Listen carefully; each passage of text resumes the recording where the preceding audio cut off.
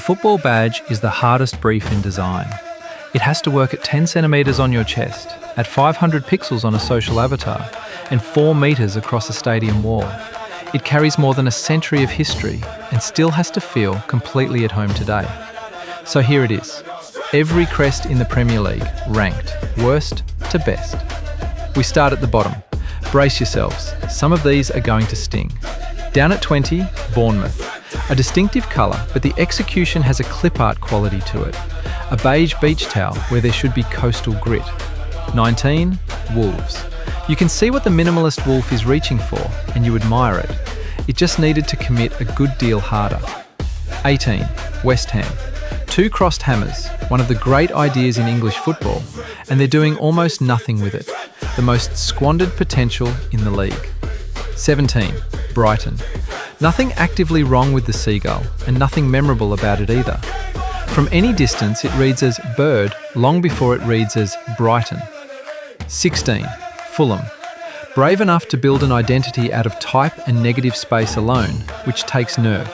But tasteful restraint here edges a little too close to anonymous. 15, Burnley. Stubbornly old-fashioned, honest claret and blue, real Lancashire heraldry. And it turns out, not bad.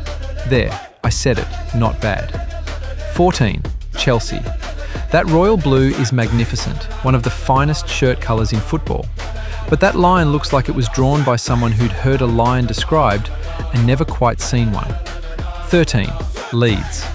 After the abomination that came before it, the stylised salute brought the badge home. It finally belongs to the supporters again. 12, Crystal Palace. The eagle is genuinely well drawn, with real speed and aggression in the posture. It just tips a touch too far into NFL franchise territory. 11, Newcastle. Heraldically complex and somehow never once cluttered, which is hard to pull off. There's talk of a rebrand. My advice? Don't touch it. 10, Nottingham Forest. Gloriously, defiantly stuck in the 1970s, and iconic precisely because of it. Nobody else on earth owns that Garibaldi red. 9, Aston Villa. Simple, but the line genuinely works, and believe me, that is high praise. Confident, well-proportioned, carrying its motto with real conviction. 8, Everton. The lock-up tower is a strong, specific motif, full of local history. Tighten up the typography and it would be genuinely excellent. 7, Sunderland. After 8 years away, a badge dense with meaning and worn with real pride.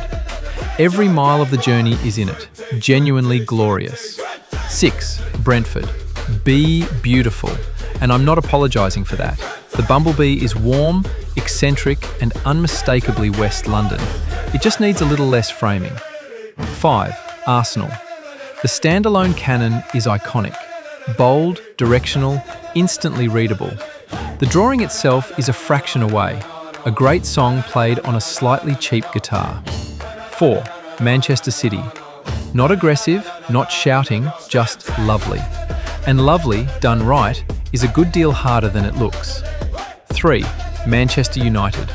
Show that red devil to someone who's never watched a game in their life and they'll know exactly what it is. That is extraordinarily rare. 2, Liverpool. The liver bird doesn't just represent a club, it represents a city, its people, its river, its history. And it carries all of it without apparent effort. And at number 1, a rooster standing on a ball. Not a lion, not an eagle, not a cannon. Tottenham's cockerel is the badge, rendered with total conviction. It always has been, it always will be. Perfect. Of course, like any list, this is completely subjective. Judging football shirts means balancing design with memories, moments, and emotions. And for fans, that's almost impossible to separate. So, which one's your favourite? Get your game on at Striptease.